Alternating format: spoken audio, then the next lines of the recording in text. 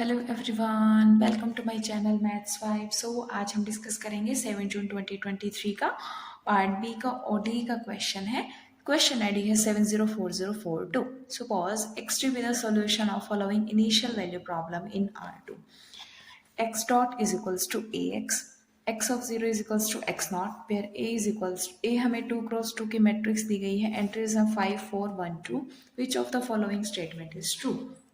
हमें सबसे पहले एक इनिशियल वैल्यू प्रॉब्लम दी गई है, x dot is equals to A x, और इनिशियल कंडीशन दी गई है x of zero is equals to x naught. A हमें मैट्रिक्स दी गई है। सो हम क्या करेंगे, ये हमें होमोजीनियस केस दिया गया है। सो हम सबसे पहले जो मैट्रिक्स ए गिवन है उसकी आइगन वैल्यूज फाइंड आउट कर लेते हैं, 5 4 1 2। So A minus lambda I determinant is equals to 0। This implies that कि जो लैम्डा की वैल्यू आएगी वो हमारी 1 एंड 6। जब हमारी 1 एंड 6 डिस्टिंक्ट आइगन वैल्यूज आ जाती हैं तो होमोजीनियस के केस में जो हम सॉल्यूशन लिखते हैं वो सॉल्यूशन आता है हमारा x is equals to c1 e raise to the power lambda 1 tv1 plus c2 e raise to the power lambda 2 tv2। ये होता है जहां पर जो v1 और v2 है वो हमारे कॉरेस्पॉन्डिंग आइगन वैल्यूज के आइगन वेक्टर्स होते हैं। सो यहाँ पर हमारी लैम्डा 1 लैम्डा 2 क्या है, 1 and 6, c1 e raise to power tv1 plus c2 e raise to the power 6 tv2। अब सबसे पहले हम v1 फाइंड आउट कर लेते हैं। लैम्डा इज इक्वल्स टू 1 के कॉरस्पॉन्डिंग जो हमारा आइगन वेक्टर है, आइगन वेक्टर फाइंड आउट करने के लिए हम क्या करते हैं, a minus lambda I v1 is equals to 0। a की वैल्यू कितनी है, 5 4 1 2 minus lambda 0 0 lambda, and then v1 को हम x and y matrix column matrix consider कर लेते हैं 0 0। सो लैम्डा की वैल्यू हमारी क्या है 1। सो आ जाएगा हमारा 5 minus 1 4 4 1 and 1। then x y is equals to 0 0। this implies that 4x plus 4y is equals to 0. This implies that x plus y is equals to 0. This implies that x is equals to minus y। यहाँ से पता चला कि जो v1 हमारा eigenvector है वो हमारा है 1 माइनस 1। v1 की वैल्यू हमें पता चल गई। अब हमें v2 की वैल्यू फाइंड आउट करनी है। v2 आइगन वेक्टर जो है वो हमारा लैम्डा इज इक्वल्स टू 6 के कॉरस्पॉन्डिंग है। सो जब लैम्डा इज इक्वल्स टू 6 है तब हमें फाइंड आउट करना है। So a minus 6i v2 is equals to 0। a minus 6, 5 minus 6 minus 1 4 and 1 and 2 minus 6 is minus 4। Again v2 को हमने कॉलम वेक्टर कंसीडर कर लिया x y. So minus x plus 4y is equals to 0। This implies that x is equals to 4y। So v2 की value कितनी होगी 1 and 4। हमारे पास v2 भी आ गया। सो ओवरऑल जो x है वो क्या है c1 e raise to the power t, v1 की value 1 minus 1 plus c2 e raise to the power 6t 4 and 1। ये दिया गया, ये हमने xt हमने हमारा सॉल्यूशन फाइंड आउट कर लिया। यहाँ से हमें ये पता चला as t approaches to 0, as t approaches to 0, so जो xt हमारा सॉल्यूशन है टेंड्स टू इन्फिनिटी। जब t इन्फिनिटी को अप्रोच करेगा तो xt हमारा इन्फिनिटी को अप्रोच कर रहा है। इससे ये इम्प्लाई हुआ कि जो xt है इज नॉट बाउंडेड, ये हमारा बाउंडेड नहीं है। फर्स्ट ऑप्शन हो गया। सेकेंड ऑप्शन में ये बोला गया e raise to the power minus 60 modulus of xt tends to 0 as t tends to infinity for all x not is non zero. सब e raise to the power minus 60 xt।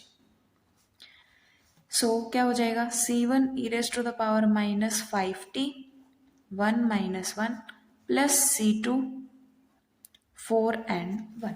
ये हुआ। So क्या दिया गया, as t tends to infinity this approaches to 0। As t tends to infinity, जैसे ही t हमारे infinity को अप्रोच किया, so infinity something upon infinity, ये तो हमारा 0 को टेंड कर गया। और इसने बोला for all x not non zero, for all x not non zero के लिए C2 हमारा नॉन जीरो ऐसा एग्जिस्ट कर जाएगा। सो ओवरऑल वैल्यू हमारी जीरो को अप्रोच नहीं की, सेकंड इनकरेक्ट है, क्योंकि ये ओवरऑल जो वैल्यू है वो हमारी जीरो को अप्रोच नहीं की, क्योंकि अगर xt हमारा x नॉट जो इनिशियल वैल्यू दी गई है वो हमारी जब नॉन जीरो होगी तो उसके लिए हमारा C2 नॉन जीरो एग्जिस्ट कर जाएगा। थर्ड ऑप्शन में बोला e raised to the power minus 60 modulus of xt tends to infinity as t tends to infinity। हमें ये चेक करना।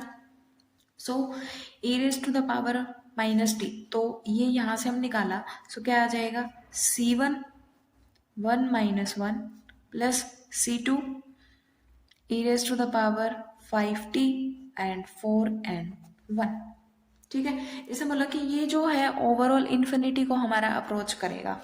सबसे पहले हम क्या करते हैं कि इसने बोला for all x not non zero, कि एक्स नॉट हमारा कोई भी नॉन जीरो वैल्यू होगी ना, क्योंकि ये हमारा एक्स टी है, कंडीशन दी गई है x of zero is equals to x naught. So हम टी की वैल्यू हम जीरो पुट कर दें, सो क्या आ जाएगा x not is equals to C1 1 minus 1 plus में C2 4 1।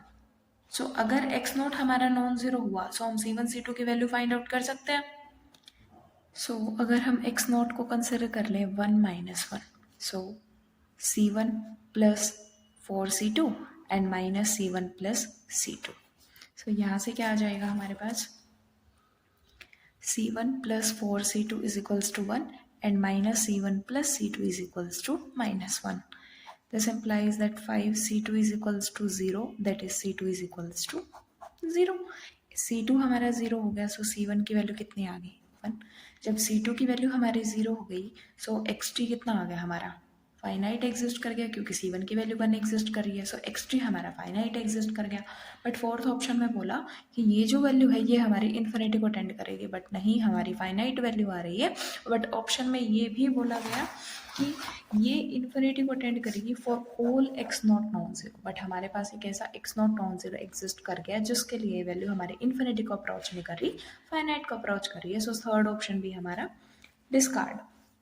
सो फोर्थ ऑप्शन के साथ हम डील करते हैं। फोर्थ ऑप्शन में बोला e raise to the power minus 10t।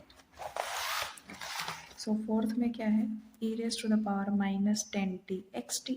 यहाँ से तो हमें डायरेक्ट पता चल रहा है कि हो जाएगा हमारा C1 e raised to the power minus 9t 1 minus 1 and C2 e raised to the power minus 4t 4 and 1। यहाँ से हमें डायरेक्ट पता चल रहा है कि as t tends to infinity t tends to infinity this value tends to 0, because e raised to the power minus t है, as t tends to infinity this value tends to 0, this tends to 0, so overall value tends to 0। so हमारी as t tends to infinity this value approaches to 0। so fourth option हमारा correct है। Thank you।